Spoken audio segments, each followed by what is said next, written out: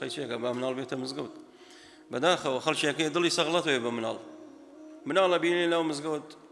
یعنی ئێستا بۆ نمونە نیمەڕۆ ئەو جامەشکا قەدەری خواشکا و متر مناڵە و مزگەوتە و جامەشکێ و جاری لەم سەردەمی پێغەمبەری خوا صلی الله علیه و سلم مناڵ هاتە ناو مزگەوت پەرژین بێ لە ڕووی ئێوە جاروا بوو میزیانە کرد کورە حیوانە هات سەگ پەرژین بێ لە ڕووی ئێوە لە ناو مزگەوتی ڕەسوڵ الله علیه الصلاة والسلام میزی کردووە جاری وا بۆ کابرا نابینا بۆ لە سوچێ مزگەوت میزی کردووە سەحابە ویستیانە تاوی لێدەن پێغەمبەری خوا صلی الله علیه و سلم فەرمێتی وازی لێبێنن میزەکەی پێمە بڕن بە ئیسراحەت خۆی با میزەکەشی تاو بکات ئەو جا فەرمی بڕۆن دۆڵکەی ئاو کەنە سەری ئەو تاو جا مێشکا خۆما برا قیامەت هەڵنەسا خەڵکێکات مامۆسا مناڵانە دێن بۆ مزگەوت با بێن برا ئەی مناڵ بۆ کۆ بڕوا بۆ چایخانەکان با بێن برا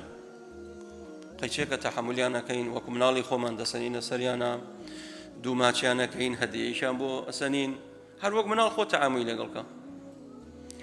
بۆیە ئەو تەعاملە غەڵەتە بەڕاستی ئەو تا مناڵ هاتۆ بۆ مزگەوت پێغەمبەری خوا عەلەیهی سەڵات وەسەلام جۆی لە گریانی بووە دڵی سەغڵەت نەبووە نوێژەکەی کورت کردوەوە ئاساییە سەلامی داوەتەوە تاو بۆیە دەبێ ئێمە بەڕەحم بین بەڕاستی